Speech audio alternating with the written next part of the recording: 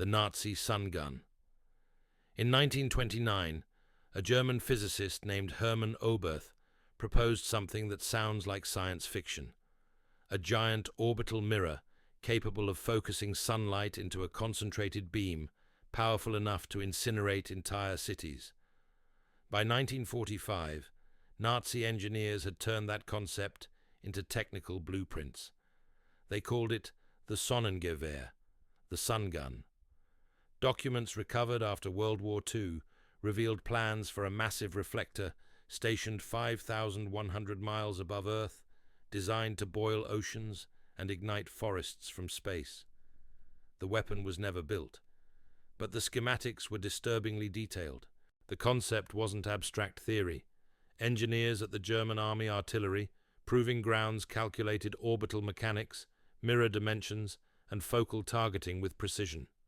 The design called for a reflector over 5,000 feet wide, assembled in orbit using modular sodium panels. These would redirect solar energy into a narrow beam with temperatures exceeding 3,000 degrees Fahrenheit at ground level. The heat would be sustainable, adjustable, and nearly impossible to defend against. No explosives, no fuel, just geometry and sunlight. Construction plans included a space station to house the crew responsible for aiming the mirror. Rocket propulsion systems were outlined to maintain orbital stability. Even the rotation schedules for personnel were drafted. Yet as the war ground toward its end, resources dried up. The V-2 rocket program consumed what remained of Germany's engineering capacity. The sun gun stayed on paper. What's disturbing isn't just the ambition, it's how close the physics actually were to being feasible. Modern orbital mirrors are used today for experimental solar energy collection. Scaled-up versions could theoretically function as the Nazis envisioned.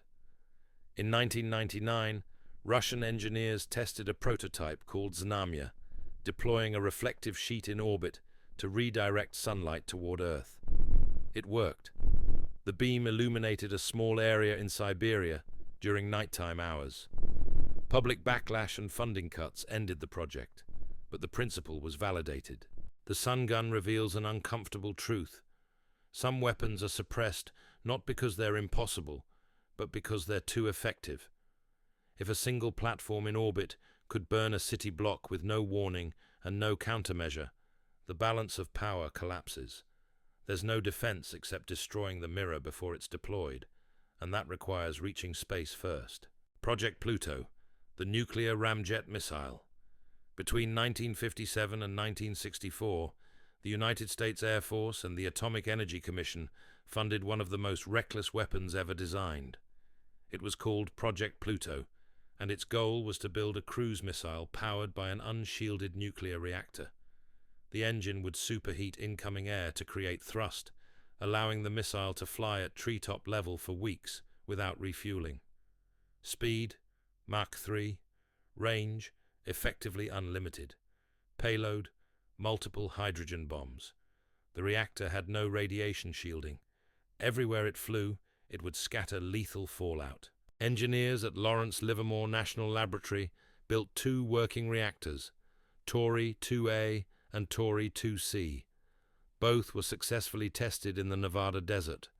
The reactors performed exactly as predicted, generating sustained thrust while emitting catastrophic radiation. The missile itself, codenamed SLAM, Supersonic Low-Altitude Missile, was designed to penetrate Soviet airspace below radar, drop nuclear warheads on predetermined targets, then continue flying over populated areas purely to spread radioactive contamination. Even without detonating its payload, the missile's flight path would render regions uninhabitable. The concept was strategically brilliant and ethically monstrous. SLAM could loiter over enemy territory, changing course unpredictably, making interception nearly impossible. Its reactor would remain active for months, meaning a single launch could deliver sustained nuclear terror long after the initial strike. The sound alone, a sustained sonic boom at low altitude, would shatter structures and eardrums across hundreds of miles. Testing revealed another problem.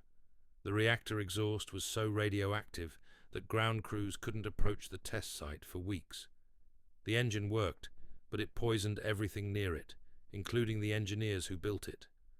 By 1964, the Pentagon recognized that deploying such a weapon would guarantee mutual annihilation, not strategic advantage. The project was cancelled.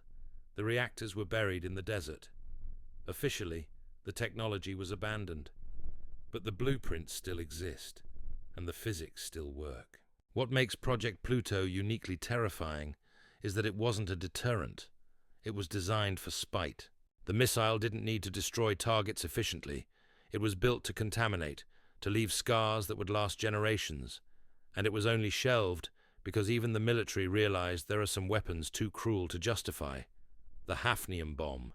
In 2003, a research team at the University of Texas triggered a controlled release of gamma radiation from hafnium-178. The energy discharged was over 1 million times greater than the input required to activate it.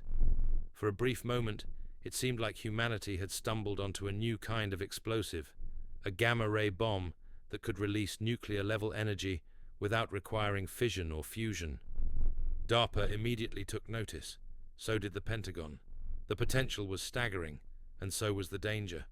Hafnium-178 is a nuclear isomer, meaning its nucleus holds an unusual amount of stored energy. The Texas experiment suggested that hitting it with X-rays could trigger a rapid release, producing a burst of gamma radiation intense enough to penetrate tank armor, bunker walls, or even neutralize electronics across a battlefield. Unlike conventional nukes, the hafnium bomb wouldn't produce a mushroom cloud or radioactive fallout.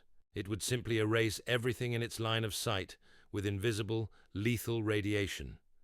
Military strategists saw an opportunity, a clean tactical nuke, compact, controllable, and capable of incinerating hardened targets without the political baggage of traditional atomic weapons. Defense contractors began exploring weaponization. Theoretical designs emerged for grenades, missiles, and even rifle-launched projectiles using hafnium cores. But independent physicists reviewing the data found something troubling. They couldn't replicate the results. Repeated experiments at other institutions failed to reproduce the energy release observed in Texas. Some researchers suspected measurement error. Others questioned whether the original team had misinterpreted background radiation. The Pentagon funded additional studies through 2004, but none confirmed the explosive potential. By 2005, DARPA quietly withdrew support. The hafnium bomb faded from public discussion, dismissed as a scientific dead end. Yet fragments of the research remain classified. Patent applications related to isomer triggering mechanisms were filed and then sealed under national security orders. Why classify a failure? If the phenomenon was a fluke, there's nothing to protect. But if it worked, even partially, then the implications are staggering. A weapon that kills through radiation alone, leaving infrastructure intact, is the ultimate occupation tool. You don't destroy cities, you evacuate them. The Soviets reportedly explored similar research in the 1980s using different isomers. Those files have never been released. If hafnium triggering is genuinely impossible, the secrecy makes no sense. But if someone, somewhere, managed to refine the process, then we're looking at a weapon that was suppressed not because it failed, but because it succeeded in ways no one wanted to acknowledge. Human history is filled with weapons we chose not to build. But the hafnium bomb belongs to a smaller, stranger category. Weapons we're told don't work, yet remain locked behind clearance levels most scientists will never access. That's not the profile of a failure. That's the signature of something buried alive. The rods from God. In the early 2000s, deep within the classified corridors of the US, Air Force Space Command, engineers refined a concept so elegant in its brutality that it required no explosives, no fuel, and no nuclear material. They called it kinetic bombardment. The world would come to know it by a simpler, more visceral name, rods from God. The principle is deceptively simple. Launch a satellite into low Earth orbit carrying a payload of tungsten rods, each roughly 20 feet long and 1 foot in diameter. When a target is identified, release a rod. Let gravity do the rest. As the rod accelerates toward Earth, it reaches speeds exceeding Mach 10. At impact, the kinetic energy alone equals a tactical nuclear strike, without radiation, without fallout, without warning. A city block can be erased in seconds, and because the weapon is non-nuclear, it bypasses every international treaty designed to prevent orbital weaponization. The concept wasn't new. Physicist Jerry Pournelle proposed it during the Cold War as part of the Strategic Defense Initiative, but technology wasn't ready. Satellites couldn't carry the weight. Guidance systems couldn't guarantee precision. So the idea sat dormant until the wars in Iraq and Afghanistan exposed the limitations of conventional airstrikes. Bunkers buried under mountains, command centers shielded by reinforced concrete, targets that required massive payloads and multiple sorties to destroy. What if you could eliminate them with a single strike from space? No aircraft, no pilots, no risk. By 2003, the Air Force had commissioned feasibility studies. Defense contractors, including Boeing and Lockheed Martin, began drafting technical proposals. The system they envisioned involved a constellation of orbital platforms, each armed with a dozen tungsten penetrators. Ground controllers could select targets and authorize strikes within minutes. The rods would punch through meters of reinforced steel and concrete before detonating deep underground, not through explosives, but through sheer kinetic force converting to heat. The impact would liquefy metal, vaporize stone, and create shock waves comparable to earthquake tremors. But the program encountered obstacles. Launching such a system would be staggeringly expensive. Each rod weighed several tons, and placing them in stable orbit required heavy-lift rockets. The cost per strike would dwarf even the most advanced cruise missiles. Then there was the political dimension. While technically legal under existing space treaties, deploying orbital kinetic weapons would trigger an arms race. Russia and China would respond in kind. The militarization of space, once hypothetical, would become irreversible. In 2005, funding requests for kinetic bombardment systems were quietly removed from Air Force budgets. Official statements claimed the technology was impractical, too costly, too provocative. The program, they said, had been shelved indefinitely. Yet in the years since, strange details have surfaced. In 2012, a Chinese military journal referenced American development of heaven-to-earth strike systems and warned of tungsten-based orbital weapons. The article cited no public sources. How did they know? In 2018, a former DARPA engineer mentioned in a podcast interview that kinetic projects had moved from feasibility studies to prototype testing. He didn't elaborate.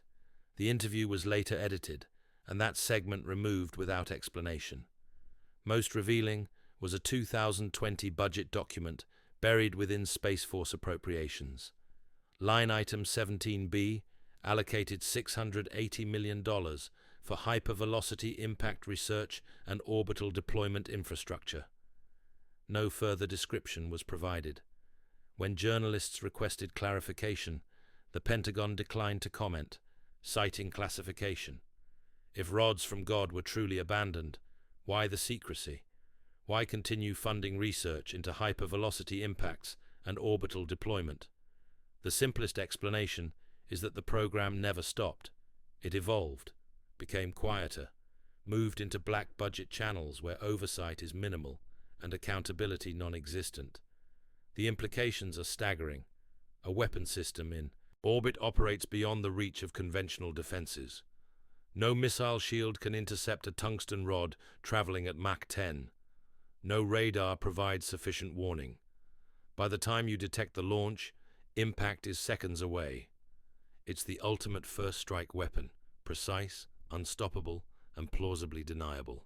After all, how do you prove a crater was caused by an orbital strike and not a meteor? Consider the strategic advantage.